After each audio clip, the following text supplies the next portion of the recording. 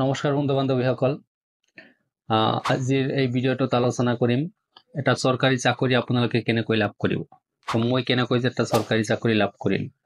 বিভিন্নজনে হয়তো মেছেজ কৰে বা কমেন্ট কৰে যে কেনেকুৱা স্ট্ৰেটেজি মেইনটেইন কৰিলে এটা চৰকাৰী চাকৰি পাব পাৰি কেনেকুৱা ধৰণে পঢ়িব লাগে কি কি গাইড পঢ়িব লাগে কেনেকুৱাকৈ প্ৰস্তুতি চলালে চাকৰি পোৱা যায় এই সম্বন্ধে এটা ভিডিঅ' বনাবলৈ গৈ আছো আপোনালোকে সকলোৱে চাব এতিয়া আমাৰ কথা হ'ল ADRE Assam police Assam forest APS-C যিকোনো বিভাগৰ এক্সামৰ কাৰণে আপোনালোকে যদি প্ৰস্তুতি চলাই আছে তেতিয়াহলে আপোনালোকে কিছুমান কথা গুৰুত্ব সহকাৰে ধ্যান কৰিব লাগিব এতিয়া প্ৰথম কথাটো হ'ল যে আমাৰ সোশ্যাল ষ্টাডিজ যেটো সোশ্যাল ষ্টাডিজ প্ৰত্যেকটো বিষয়বস্তুতে কি থাকে কম্পালসৰি এটা সাবজেক্ট থাকে গতিকে আপোনালোকে খালি এমসিকিউ লৈ যদি ব্যতিব্যস্ত হৈ থাকে তেতিয়া আপোনালোকে হয়তো কিছুমান বস্তু লেপস কৰি যাব গতিকে আপোনালোকে কি কৰিব লাগিব মই আসলতে কি কৰিছিলো যে একদম ক্লাস 5 ৰ পৰা 12 লৈকে সিবিএসই বা আসাম বোৰ্ডৰ যিমান সোশ্যাল ষ্টাডিজ কিতাপ আছে বা সোশ্যাল সায়েন্সৰ যিমান কিতাপ আছে মই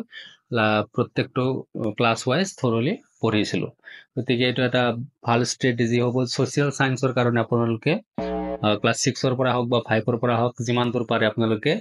ক্লাস ওয়াইজ এবিলাক কাৰোবাক পঢ়াব নহলে নিজে পঢ়িব তেতিয়া আয়ত্তত ধুনীয়াকৈ আহে আৰু এটা গুৰুত্বপূৰ্ণ বিষয়বস্তু হল এটো হল কাৰেন্ট এফেয়াৰৰ কাৰণে আপোনালোকে বিভিন্ন ধৰণৰ ওয়েব আছে ওয়েব পেজ আপোনালোকে ৰেগুলাৰলি ভিজিট কৰি থাকিব ওয়েব পেজ বিলাকত মান্থলি কাৰেন্ট এফেয়াৰ্স বিলাক কি কৰা থাকে আপডেট দিয়া থাকে গতিকে মই এইবিলাক চাই বহুতো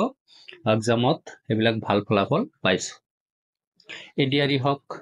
নাইবা আসাম পুলিচ নাইবা Assam forest department APS-C prelims প্ৰত্যেকটো পৰীক্ষাতে আমাৰ কি থাকে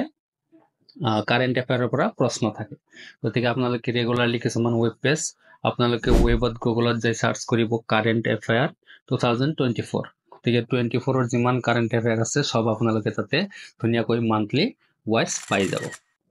নেক্সট আমি আগবাঢ়িছো এমসিকিউস আমাৰ কি কৰিব লাগিব প্ৰেক্টিস কৰিব লাগিব মই কি কৰিছিলো কেইটামান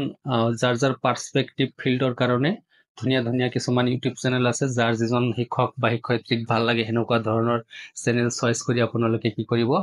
মিনিমাম 2 আৱাৰ্স 200 এমসিকিউস প্ৰত্যেক দিন আপোনালোকে কি কৰিব প্ৰেক্টিস কৰিব যাৰ যেটো ফিল্ডত যিজন শিক্ষক বা শিক্ষয়িত্ৰীক ভাল লাগে হেনেকুৱা চেনেল সিলেক্ট কৰি আপোনালোকে ধুনীয়াকৈ প্ৰেক্টিস ৰেগুলাৰলি কৰিব লাগিব এতিয়া কথা হল ম্যাথছ ৰিজনিং এণ্ড ইংলিশ এইবিলাক সাবজেক্টৰ কাৰণে আপোনালোকে পাৰ্সপেক্টিভ কিছুমান চেনেল আছে অনলি ইংলিশৰ কিছুমান গ্ৰামাটিক্যাল চেনেল আছে এইবিলাক চাব পাৰে ম্যাথছৰ কাৰণে ৰিজনিংৰ কাৰণে পাৰ্সপেক্টিভ কিছুমান অনলি ম্যাথছৰ কাৰণে ভাল কিছুমান চেনেল আছে এইবিলাক আপোনালোকে কিছুমান ট্ৰিক্স শিকিব পাৰে এইবিলাকৰ ওপৰত যদি অলপ অধ্যয়ন কৰে আপোনালোকৰ বহুত ট্ৰিক্স কি হ'ব আহি যাব আপোনালোকে অপচন চোৱাৰ লগে লগে বহুত মানে কোৱেশ্চন আপোনালোকৰ মনত আহি যাব আপোনালোকে ভাল আনসাৰ কৰিব পাৰিব ইয়াৰ উপৰিও আৰু কিছুমান কথা আছে আমি যিমান যি মেটেৰিয়েল নপঢ়ো কিয় আমি যিমান যি প্ৰস্তুতি নলও কিয় আটাইতকৈ ইম্পৰ্টেন্ট কথাটো হল আমাৰ মনৰ তীব্ৰ ইচ্ছা আমাৰ একাগ্ৰতা আমাৰ অধ্যৱসায় আমাৰ ডিসিপ্লিন আমাৰ মনত যদি এনেকুৱা জিদি স্বভাৱ আহি যায় আমি যদি এনেকুৱা স্বভাৱ ডেভেলপ কৰিব পাৰো যে মোৰ এটা চৰকাৰী চাকৰি লাগিবই তেতিয়াহলে হয়তো আপোনালোকে হেনেকুৱা ধৰণৰ অধ্যয়ন আলটিমেটলি আহি যাব আৰু আপোনালোকে ভাল ফলাফল দেখুৱাব পাৰিব বেলেগক চাই নাইবা কোনো কোৱাৰ কাৰণে আপোনালোকে যে প্ৰস্তুতি কৰিব এনেকুৱা নহয় আপোনালোকৰ ভিতৰৰ পৰা এটা তীব্ৰ ইচ্ছা জাগ্ৰত হ'ব লাগিব তেতিয়াহে আপোনালোকে হেমতে আগবাঢ়িব পাৰিব আৰু ভাল ফলাফল দেখুৱাব পাৰিব গতিকে আজিৰ ভিডিঅ'ত ইমানেই আপোনালোকে চেনেলটোৰ লগত জড়িত হৈ থাকক বহুতো ভিডিঅ' এই চেনেলত দিয়া আছে ভিডিঅ'